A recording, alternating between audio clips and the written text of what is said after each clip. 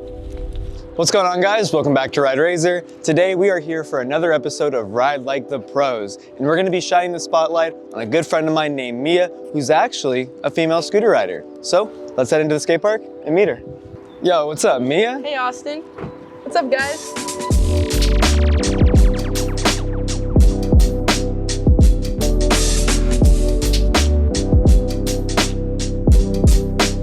So how long have you been scootering, Mia?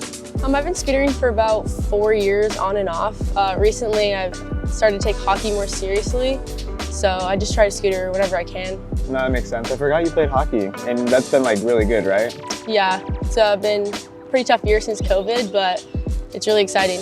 Okay, so you pretty much had to like pull back from the scooter world and kind of, you took yourself off the team that you were riding for to take hockey more serious. Yeah. It makes sense though, because you can't really risk getting hurt, right? Yeah, that was like my biggest concern, especially my family. They really didn't want me to get hurt for hockey. Okay, that makes sense. What position do you play? Right now I'm a center, but I move on and off from wing, so pretty much just forward. So when you were scootering all the time and you were taking it super serious, you rode for Fusion and you rode for the Vault, right? Yeah, I also rode for S1 and Scoot USA. So obviously I met you through the Vault, which has been a pretty cool experience, especially because there's just not a lot of girl scooter riders out there.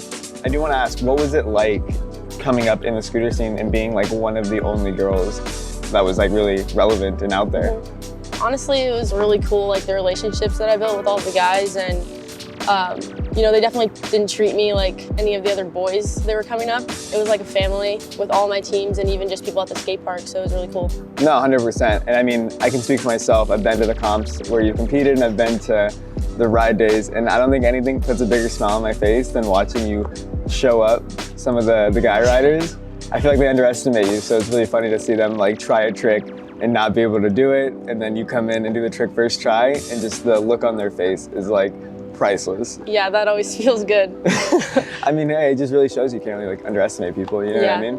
Definitely. So you said you've only been riding scooters for about 4 years, and it's been on and off. Obviously, you picked it up very quickly. You're really good, probably better than me. But either way, you picked it up quick. Were you learning tricks like fairly quickly? Like if you wanted to try something new, it just kind of came naturally? Yeah, I started out on a skateboard, and I lived in Corona, so people that were riding at my local was like Cam Ward and Nate and Hayden Tansley.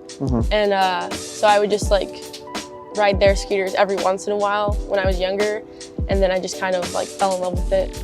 So it came pretty naturally. I think skateboarding helped with that a lot. Kind of gave you that that initial balance. You already kind of had to stand up and ride something, so then when it came down to getting on a scooter, it just was easier. What was the first trick you learned? I think it was a tail whip.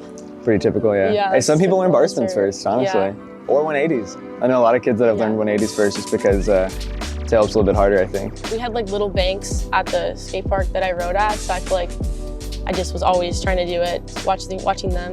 So growing up, did you have any like Razor products at home? I mean, yeah, of course. I feel like everybody does growing up, but I did have a Razor scooter, and then I had a ripstick, and honestly, that was my favorite when I was younger. It took me a while to learn how to get it down, but it was really fun. No, I feel like learning how to ride a ripstick is always hard in the beginning, but once it clicks, you just have it. I had the gold edition one that had like the gold bar in the middle, and it was like made for grinding. That's sick. I never did a grind on it, but I had it. So what would you say is like the highlight of your scooter career? Going to Barcelona for Worlds was definitely like the most memorable thing that I've done, like even outside of scootering. And it was really cool because it was actually the first year that they had a women's division at Worlds.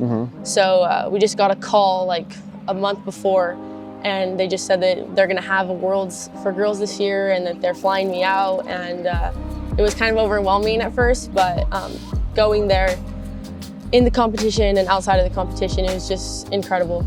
Yeah, definitely. I mean, Worlds is Worlds. I guess for the people watching this, Worlds is like the biggest comp of the year. It's pretty much where all the best riders go to compete for the title. So the fact that you were there and competing is just amazing, honestly. Yeah, definitely. I definitely miss it like a lot. I think about it all the time, especially Worlds. You know, I'd want to go back for sure. So another thing that I have to talk about is the mega ramp. Yeah. Because I went to Woodward and I just walked up the ramp and looked down the roll-in and was like, absolutely not. I am 100% not hitting this ramp. And the fact that not only did you hit it and did probably one of the craziest tricks that I've seen on it. And you probably are like one of the only girl scooter riders that's ever like hit it, right? Yeah, I was the only one. The only one? Yeah, really? Well, they took it down, so nobody can beat me now. Yeah, hey, they did tear it down. RIP the mega ramp. But that gap, do you know the exact measurement of how big the gap is? The one that I hit was 50-foot gap followed by the 30-foot quarter. How many tries did that take you?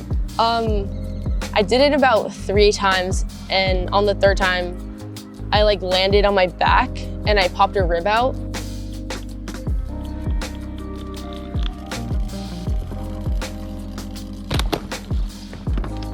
And our trainer that was there, she like pushed it back in, and then I went back up. I like drank like a gallon of water. I was like, I have to get this. And then by the time I got up, I was like praying. I was like, I'm not gonna die. Like,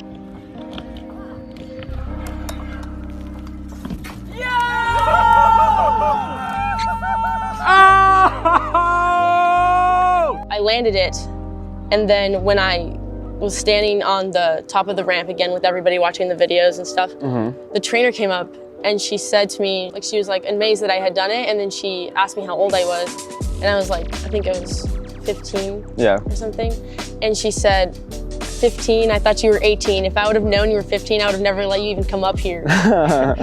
So, I don't know, it was a pretty exciting day. And a lot of people wanted to go up, I remember like that week, and they wouldn't let anybody. Yeah. Like they were, I don't know why, I got lucky, they let me go. I think it had to have been too, because the ramp was like decaying. The ramp was getting more and more sketchy. There was trees that were falling onto the roll-in. It was definitely a mess, but either way, I remember watching it and just being like amazed, because that ramp is big. Like I feel like even the video itself doesn't do justice for like how big the gap is, and just the feeling of rolling down that roll-in and just knowing you're about to hit a 50-foot gap. When you were at Woodward, did you ride any of the dirt jumps? Yeah, I did. I rode the smaller ones, and it was really fun. Well, there's some of like the best dirt jumps out there. They take such good care of them. Did you ride a dirt scoot? Yeah, I think Anthony had a RideRazor dirt scoot there. Okay, dude, they're fun. Yeah. I actually have one. Really? In my car. Are we gonna get to ride it? Do you want to ride it? Yeah. Dude, let's go.